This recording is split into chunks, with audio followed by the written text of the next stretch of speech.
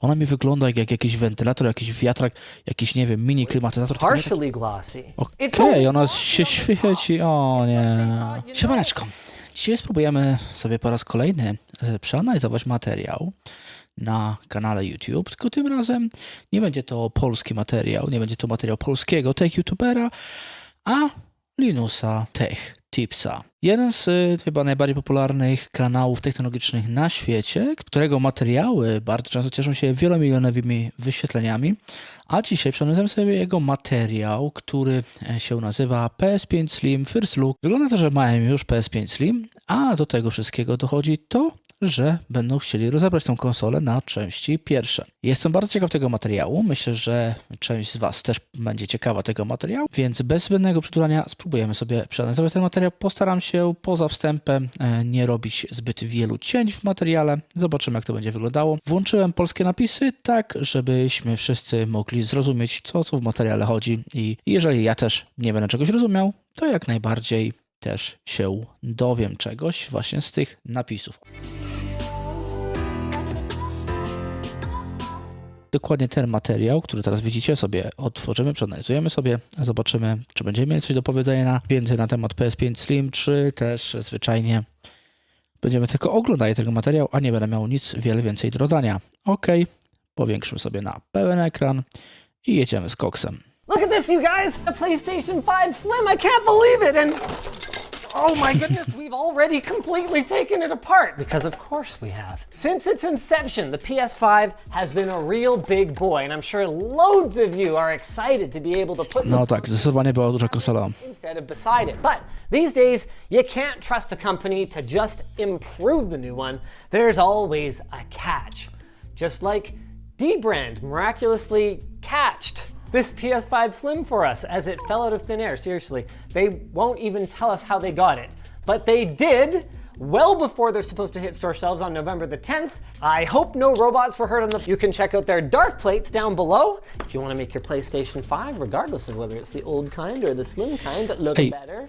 Ej, szczerze, powiedzcie, bo moim zdaniem co on tutaj zrobił z tymi plate'ami bocznymi, tak, tymi boczkami wygląda jeszcze gorzej niż ta oryginalna. Moim zdaniem ta konsola, tak jak on tutaj ma, co on pokazuje, ona moim zdaniem wygląda jeszcze gorzej niż taka konsola faktyczna, jak wyszła PS5.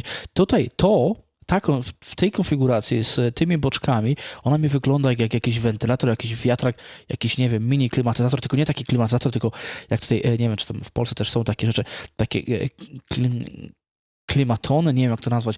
W każdym razie urządzenia chłodzące powietrze, co prawda, ale chłodzące za pomocą włożenia do nich kostek lodu i wtedy po prostu zimniejsze powietrze jest nadmuchane.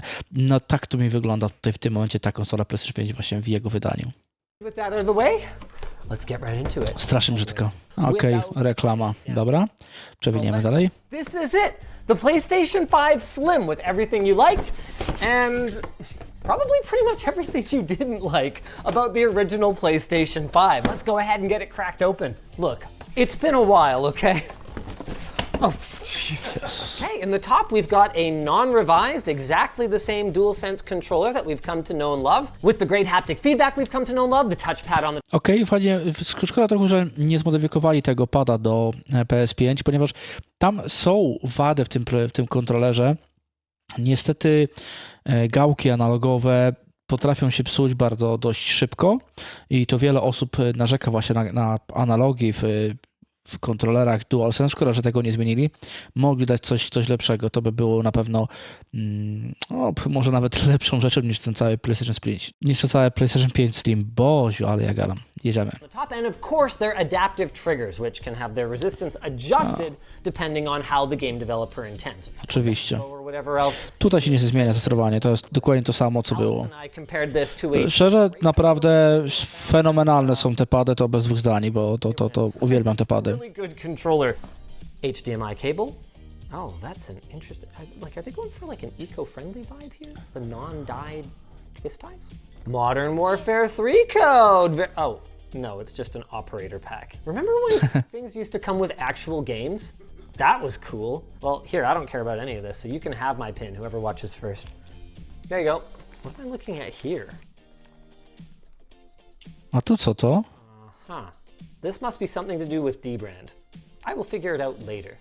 Okej. Quick start guide. Shout out Sony again for having such a user-friendly means of expanding the storage on this console. There have been lots of consoles that have offered the ability to expand your storage or replace the stock storage, but to make it this user-friendly and have it right in the quick start guide, how to put a commodity off-the-shelf SSD into your console, no, it's never been done and it makes Microsoft look like money grubbers. Jejku, już nawet nie pamiętam, jak wygląda konsola.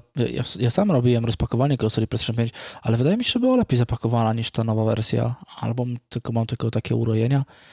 Może po prostu mój mózg spłatał mi figla i stwierdził, że okej, przypomnę ci, że wyglądało to lepiej niż faktycznie wyglądało.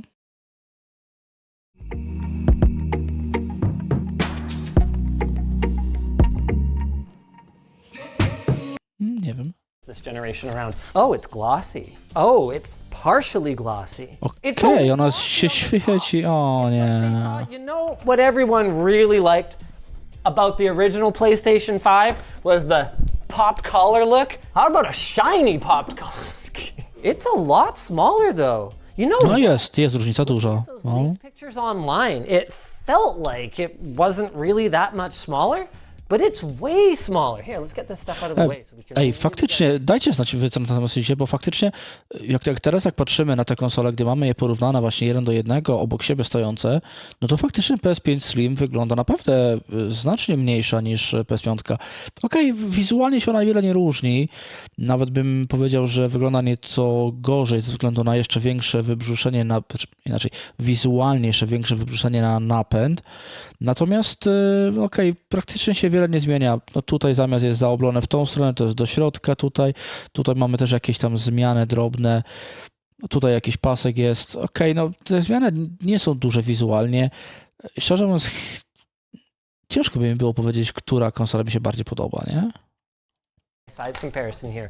It's got about the same width, and that makes sense. To o czym mówiłem. Ta konsola jest zagięta tutaj do rogów, a ta jest zagięta do środka. Rogi tutaj są wybrzuszone w tej konsoli, w tej nowej edycji. Because you're going to need to fit all of the internals, plus cooling, plus have room for air to get into the, looks like, intakes, which, are actually a little less obstructed this time around. I wonder if Sony took some hints from our provider of the PS5 Slim. Hey, what an idea. Maybe... Oh, actually, speaking of which, here it is, the original PS5 with dbrand dark plates 2.0. There is a little bit of a fisheye effect to our top down, so to make sure... Nie, ale naprawdę ta bez tych takich rogów, bez takiego postawionego, tak jak tutaj pokazywał, kołnierzyka, nie wygląda moim zdaniem strasznie tak łyso, ale to tylko moje zdanie. Dajcie znać, wy co na ten temat myślicie. So we'll go PS5, dark plates PS5. All it does is kind of get rid of the popped collar and offer a little bit more airflow. PS5 versus PS5 Slim. It's kind of a reasonable size. The only argument against this that I can think of is, well, I already reconfigured my whole stupid media console to fit the original one anyway. What do I need the Slim one for now? Thank you very much, Sony. But as someone who doesn't have a PS5 yet, this is an extremely welcome change. Tak. Zdecydowanie. Dla kogoś, kto ma PS5, to zmiana jest, nie wiem, zmiana jest taka, która zdecydowanie przesiadkę i może nawet nie tyle, że wręcz nie wymaga, co generalnie, nie szukujmy się, ta PS5 Slim jest kierowana raczej do nowych, do osób, które zakupują konsolę, niż do osób, które chciałyby wymienić na ten mniejszy model. I tak to wygląda. I tak to będzie wyglądało i tutaj ma rację. To raczej jest fajnie dla nowych, dla tych, co chcą kupić konsolę jako nową, jako pierwszy raz, ale dla kogoś, kto już ma to żaden powód do przesiadki. I/O as well. Gone is the front USB Type A to be replaced with another USB. Okej, mamy zmianę, tak. Tu mamy 2 razy USB-C i tutaj mamy chyba też z tego, co widzę, to chyba też na dyski i tak dalej. Tutaj mamy USB-A i USB-C na froncie. Czyli pewnie będziemy musieli tutaj teraz z nowej PS5, bo tak, generalnie O ile pamiętam, jeżeli mieliśmy na przykład aktualizować kontroler, to musieliśmy podłączyć do USB-A. Nawet gdy mieliśmy kabel USB-C do USB-C, czyli takie jak w kontrolerze jest i tutaj, to nie mogliśmy zaktualizować kontrolera za pomocą tego gniazda USB. Chyba że ja miałem po prostu zły kabel, zły przewód USB-C, który po prostu nie zaktualizował kontrolera. Natomiast po USB-A do USB-C normalnie wszystko działało, więc okej, tutaj zastąpili, więc pewnie będzie można zrobić to z przewodem USB-C do USB-C. To jest akurat bonus. USB Type-C. This actually makes a lot of sense because the PSVR 2 is out now. No tak. Type-C connectors. Tak. So obviously if you want to No tak, PSVR 2 ma faktycznie połączenie przez USB typu C, czyli jedno będzie pod USB typu C, a drugie pod zewnętrzne urządzenia, tak, na przykład pod aktualizację kontrolera, czy podłączyć kontroler do niego. Okej, no to ma sens, tak, faktycznie. use a Type-C dock or something like that, or a Type-C hub at the front, you're not really able to do that anymore if you've got the PSVR 2 connected. Where's the ejector? Oh, that makes sense. That makes sense because all PS5 Slims are the same except for whether they have the add-on disk module or not. So the eject button wouldn't be on the front of the console itself. It would be right on the optical. Okej, to jest fajne. Faktycznie ta zmiana jest fajna z tego powodu, że ja kilka razy chcąc wyciągnąć płytę z PS5, niestety wyłączyłem sobie konsolę. Tak, ponieważ były tak blisko siebie przyciski włączenia oraz wyjęcia płyty, że faktycznie udało mi się wyłączyć kilka razy konsolę. Wobec tego tak, to jest dobre, że jest przycisk przeniesiony tutaj. Okej, fajnie. Drive right here. Fascinating. I consider this a big win because as someone who doesn't use the PlayStation very often, or even dokładnie. just my kids and stuff, right? It's really confusing having your power button and your eject button right next to each other. I mean, it's not the same as it was on older consoles where if you hit the power button by accident, it's like, oh no, where's everything? Like it'll go to sleep, it's okay. But it's just annoying. Zdecydowanie tak, to jest bardzo, to samo się, co ja mówiłem, jest na tyle blisko siebie, a tak naprawdę ja, mam wersję z napędem, natomiast większość gier mam w bibliotece raczej cyfrowej niż faktycznie na płytach. Mam kilka gier na płytach i rzadko tak naprawdę te płyty wymieniam, najczęściej na płycie mam Wiedźmina i ona raczej jak jest w napędzie, to już jest w napędzie przez dłuższy czas i jakieś tam gry inne po prostu gram.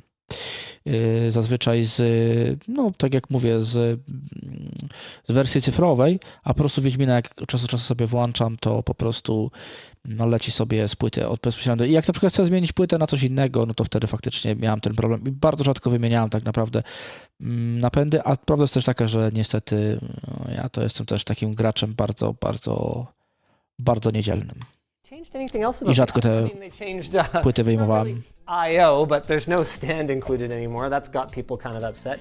You can pull out this little butt plug here though, and you can put a stand on if you want to pay. What was it, like $30 or $40 though? $30. That's pretty rough. And then at the back. Okej, faktycznie to zmiana, bo faktycznie konsola PS5 teoretycznie lepiej wygląda stojąc niż leżąc. Natomiast tu mamy chyba w tej nowej mamy tylko leżącą, a za stojącą musimy sobie dopłacić. I w sumie z drugiej strony, rozumiem frustrację osób, które myślą nad zakupem PS5 Slim, że staro mogliśmy i tak, mieliśmy jedną podstawkę założoną, tak fajnie zmieniającą się i tak dalej. Dlaczego tego nie zrobili samego w PS5 Slim? I myślę, że mam na to dobrą odpowiedź. Rozchodzi się w dużej mierze o to, że nie każdy będzie chciał kupić tą dodatkową podstawkę, a prawda jest taka, że mimo wszystko ja to już od jakiegoś czasu w materiałach o PS5 mówię, kładźmy konsolę, ponieważ jest tam faktycznie ciekły metal w konsoli, jeżeli chodzi o pasę termoprzewodzącą, tu nie ma pasy termoprzewodzącej, tylko jest ciekły metal stosowany, czyli między rdzeniem procesora a układem chłodzenia nie mamy pasty, a mamy ciekły metal. I ciekły metal niestety zdarzają się takie przypadki, gdzie on potrafi ściec, czy nawet wyciec poza tą ramkę, która tam jest. Więc lepiej, żeby konsola leżała. Moja już też od dłuższego czasu sobie leży na spokojnie, żeby nie mieć żadnych problemów z konsolą, żeby gdzieś ten ciekły metal nie wyciekł. A pamiętajmy o tym, że ciekły metal w przeciwieństwie do pasy termoprzewodzącej niestety przewodzi też ładunki elektryczne, więc jak jak wycieknie na płytę główną, połączy gdzieś tam jakiś tranzystor z tranzystorem, to możemy mieć po konsoli.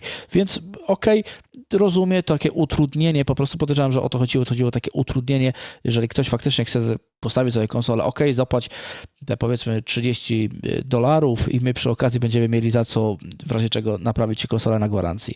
No tak to wygląda moim zdaniem. I takie utrudnienie i w sumie z drugiej strony to rozumiem, lepiej żeby ta konsola leżała po prostu. I actually like the new style of the vent. I think that looks really clean. Okej, coś tam zmieniło się. 2.1. Overall, this is looking like a really nice little upgrade. Sure, you don't get a stand, but also, I don't know, doesn't really need one. It's not so top heavy anymore. And they haven't ripped away any Ma 3 porty, core functionality like we saw with previous PlayStations, where it's like, oh, you got the launch one, you get backwards compatibility.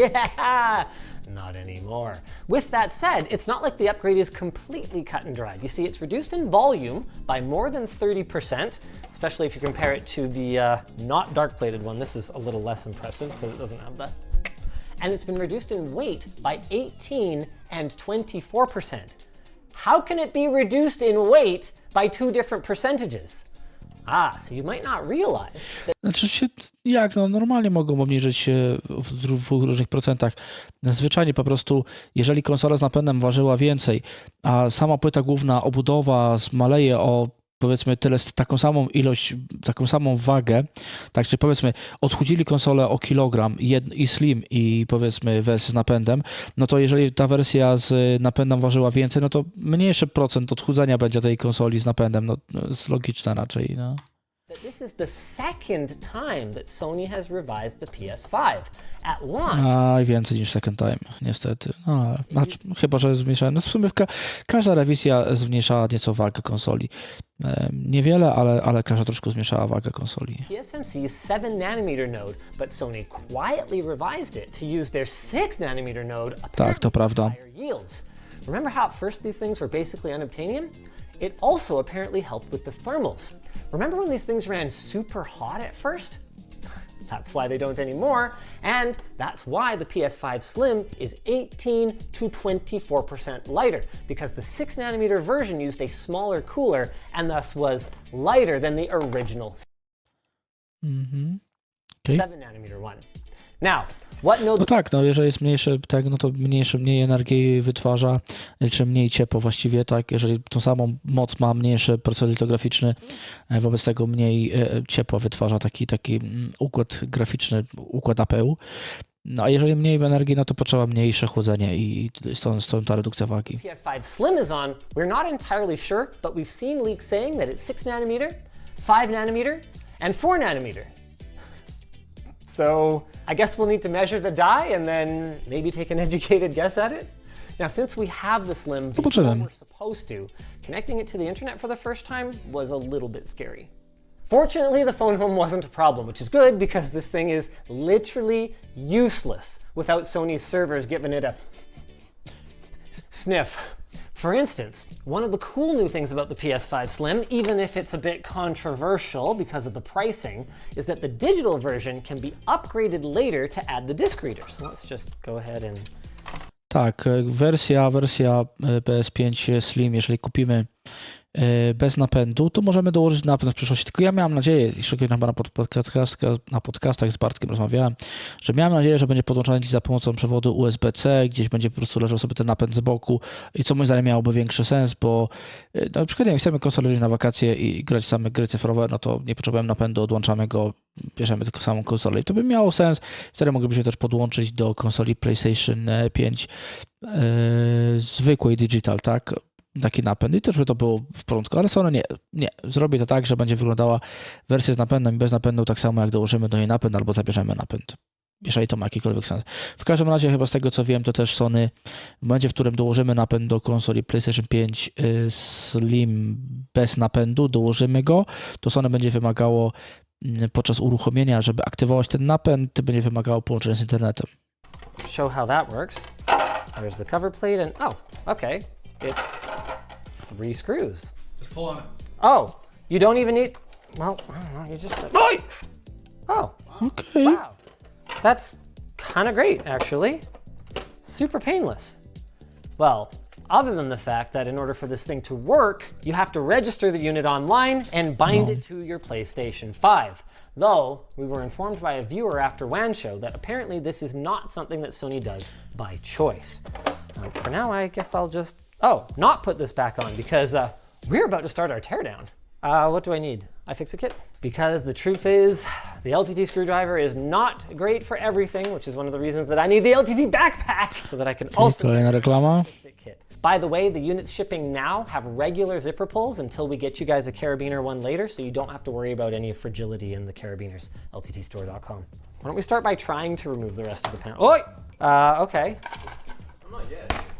Whoop. Well, I'm having fun. Man, without the plates on it, this is almost a downright reasonable size, eh? Yeah. Look at that.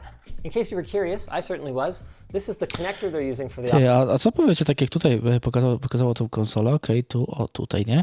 Gdyby po prostu postawić sobie tą konsolę w ten sposób, tylko napęd nałożyć na nią. Okej, gdzieś przykryć po prostu tutaj tego i wygląda faktycznie w tym momencie jak znacznie mniejsza konsola, jak powiedzmy, nie wiem, PS3, gdzieś w tych granicach pewnie wielkości. Tak, no, aby tak ją zostawił po prostu bez tych plate'ów bocznych białych.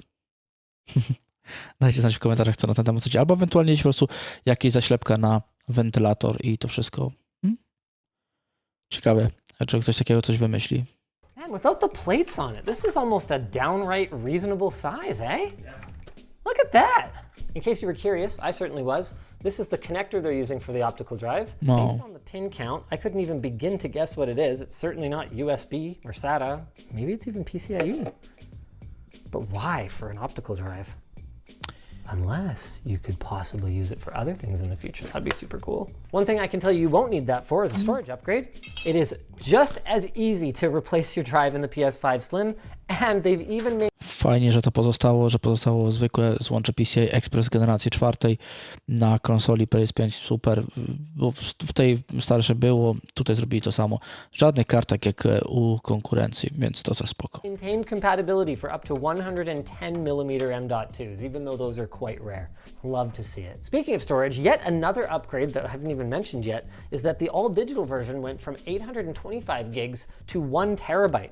I guess that's what super cheap NAND flash will do for you.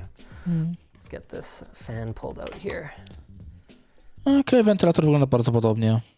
Nawet identycznie jak w wersji. So what we really want to know is how loud it is. To find out, we threw this thing at the labs before we took it apart to get some measurements. Here's our audio testing setup. Now we don't yet have an anechoic chamber, but we do have an EMC chamber, which is not anechoic, but it is at least really quiet in here, somewhere in the 20 dB range. We don't actually know because the noise floor in here is lower than what our microphone can pick up. Okej. So we just simply take our PS5, have it here, Spider-Man's jumping up and down, so we're always getting those new frames, and then we just give it a little spin. Do that a bunch of times to find out where it's the loudest, and we're good to go. And now we have to leave, so we don't screw up Dane's testing. Everybody quiet! Seriously? All 4 of the screws for this fan are different? You have got to be kidding me, Sony. 3 different lengths. Sony. Wow. 2 of which go into metal, 2 of which go into plastic. Unbelievable. Okay, no, I'm over it. I'm over it. Pamiętam wszelkie materiały wielkiego elektronika, jak rozbierał konsolę PS5, zawsze narzekał na mega duże ilości śrubek w konsoli, a tutaj zamontowali ojejku, każdą śrubkę z innej parafii. O, Sony. Because the results are good. Looking at the results, the original PlayStation 5 does a great job of making sure that all the noise is directed toward the back of the unit rather than toward the user, and that continues here, but that doesn't mean there weren't some differences.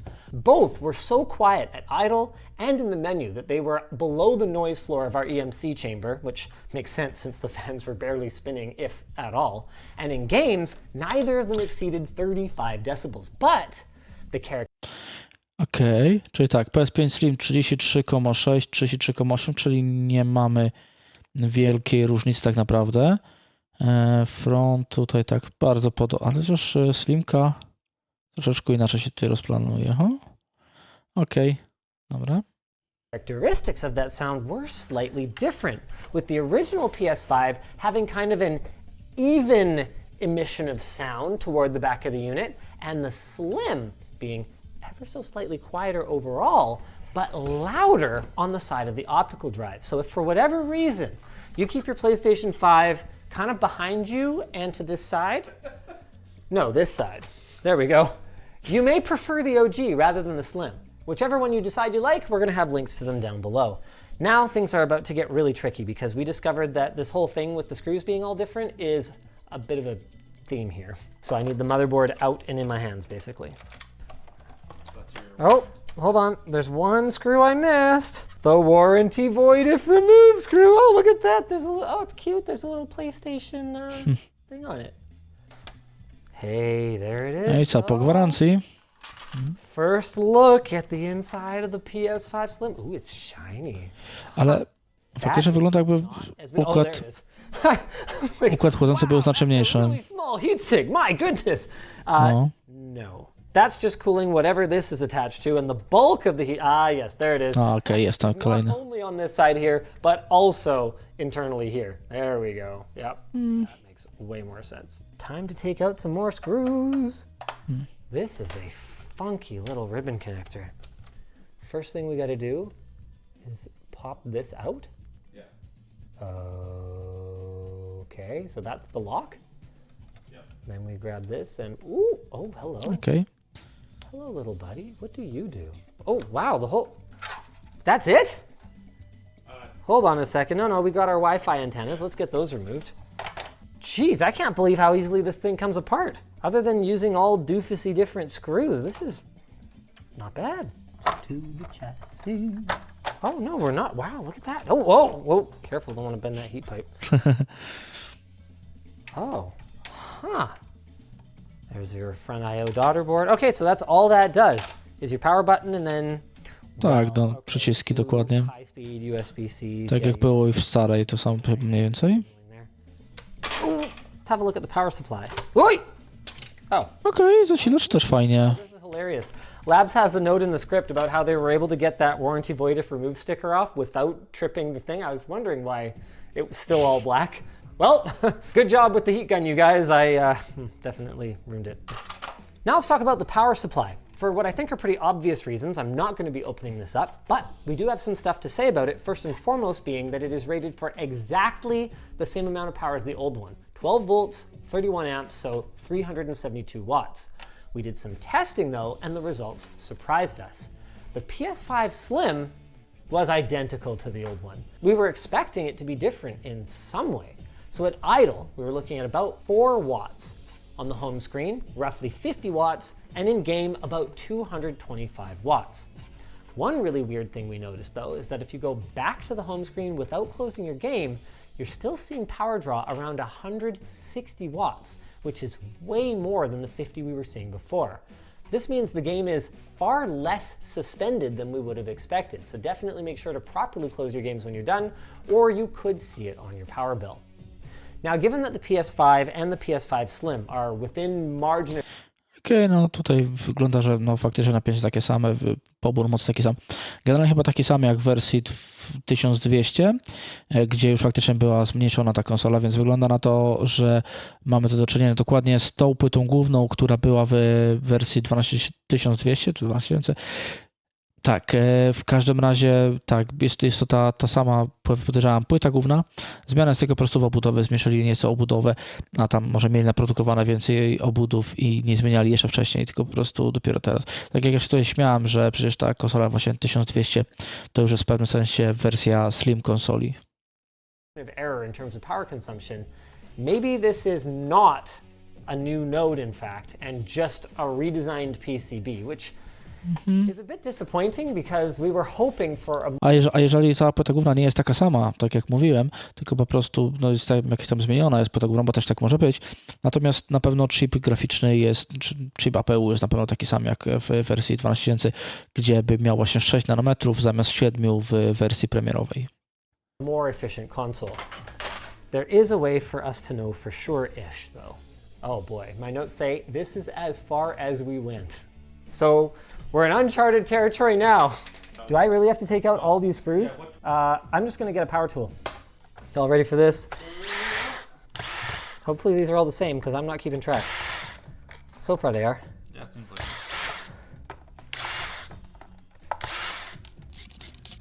O kurde, chyba jeszcze gorzej jak w podstawowej wersji. There are so many screws, but I get the feeling that once we've got them all off, we're gonna have some idea why. I wonder, is it also screwed in from the other side? Nie, This isn't chyba nie. the problem, right? Yeah. Oh, here we go. No, I got, yeah, get that, yeah. There you go. Go for it. Whoa, okay, don't bend it. Do we have any more? Oh, hey, there we go. Okay. Oh, well, okay, look.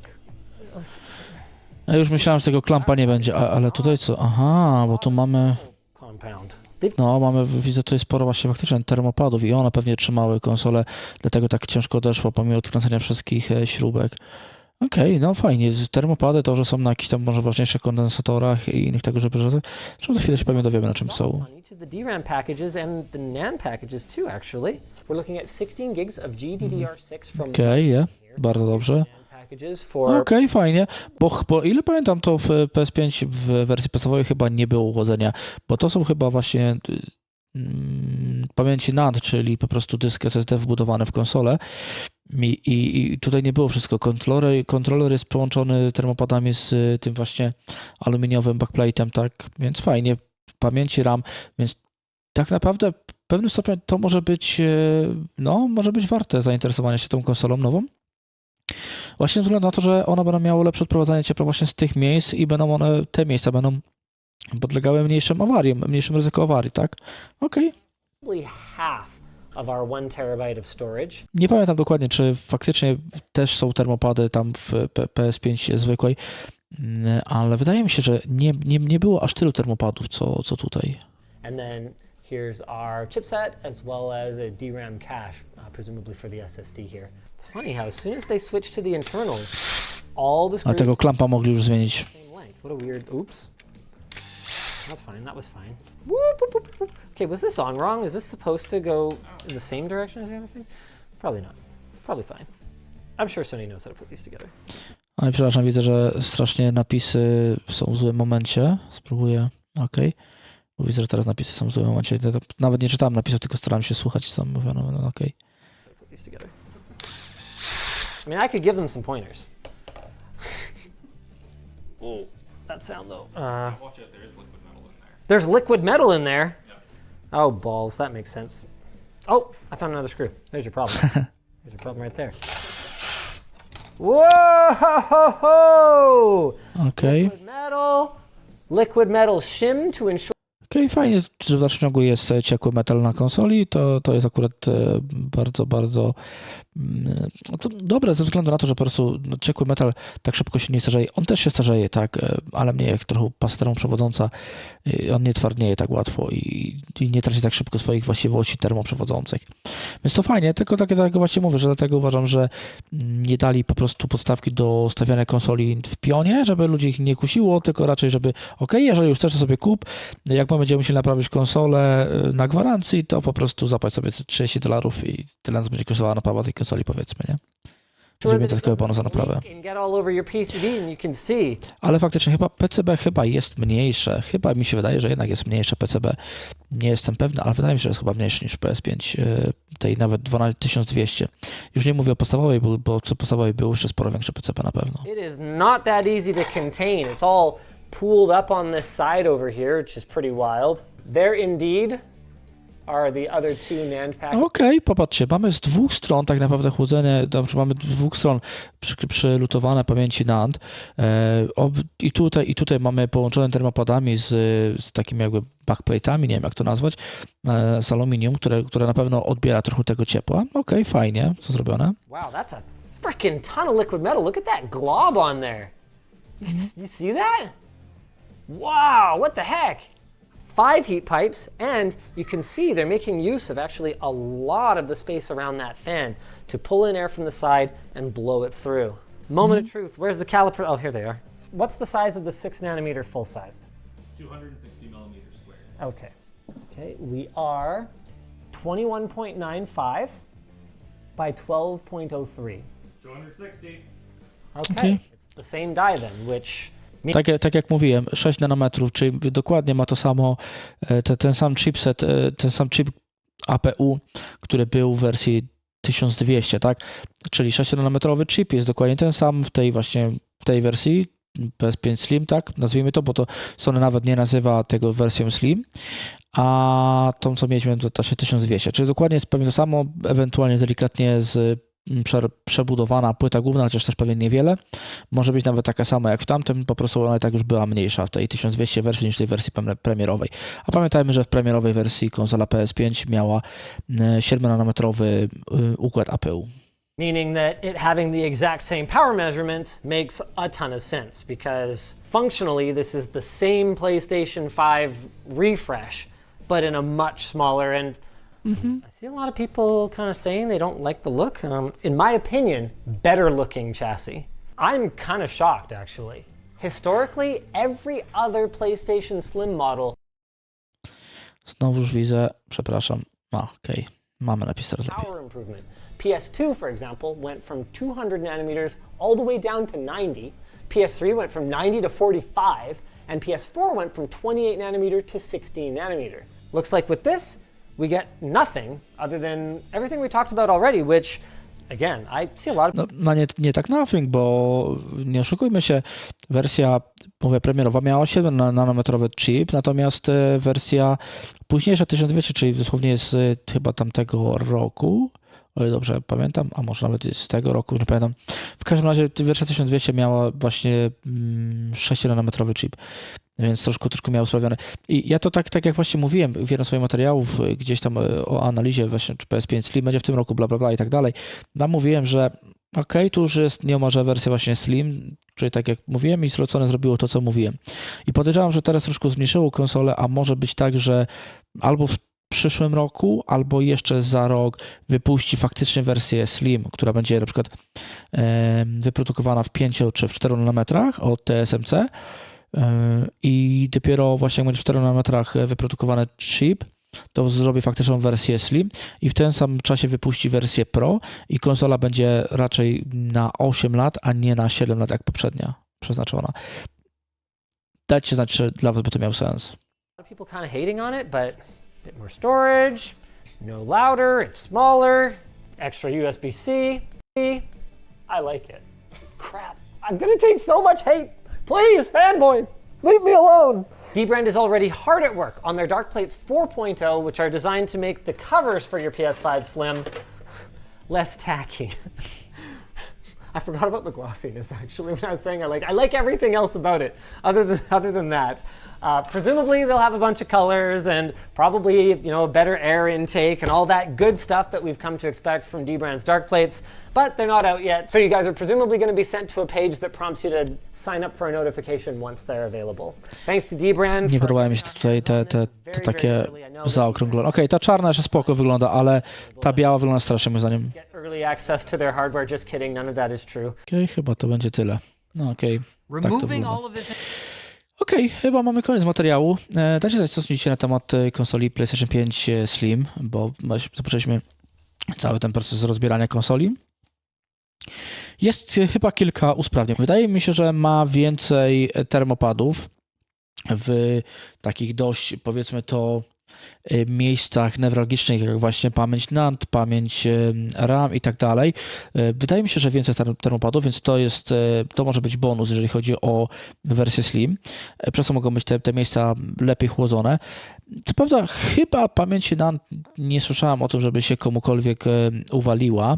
Natomiast pamięci RAM gdzieś tam już było usłyszane to przeze mnie, że coś tam się podziało z pamięciami RAM. Bardzo rzadkie przypadki były, ale mimo wszystko, biorąc pod uwagę to, że sama konsola jest mniejsza, więc też to odprowadzanie ciepła teoretycznie może być nieco trudniejsze, ale z drugiej strony jest w mniejszym procesie litograficznym, więc to też nie wytwarza tyle ciepła. Więc to, że połączone są te rzeczy po prostu z innymi elementami, takimi aluminiowymi, to też mi się wydaje, że dobry pomysł. Dodatkowo tam 2 razy USB-C na froncie, to takie podstawowe zmiany. Fajna rzecz, że przynieśli przycisk do wyjmowania płyty, ponieważ to miejsce, nie wiem kto wymyślił jedno obok drugiego i gdyby jeszcze jeden był w jednym kolorze, drugi w drugim, to by było spoko, a są dwa w takim samym kolorze tam przyciski, więc po prostu zdarzyło mi się, że uśpiłem konsolę kilka razy, niestety to mi się zdarzyło. Dobra, dajcie też w komentarzach, co sądzicie na temat nowej konsoli PlayStation 5, co sądzicie, no powiedzmy to, nowej serii. Ja to zapisałem to jako podcast w sumie, ale nie jestem pewny, czy ta seria będzie do końca tak faktycznie jako podcasty, czy jak to będzie wyglądało. W każdym razie, tak jak mówię, na obecną chwilę mamy pewną przerwę techniczną z Bartkiem, jeżeli chodzi o faktyczne nasze podcasty, a ja będę po prostu też chciał coś realizować w zamian za te podcasty, więc też takie moje gadanie troszeczkę. Będziemy sobie oglądali może właśnie tego typu materiały i obgadywali, co tam się dzieje ciekawego w technologii. Dziękuję ślicznie wszystkim za uwagę. Do zobaczenia, do usłyszenia. Cześć!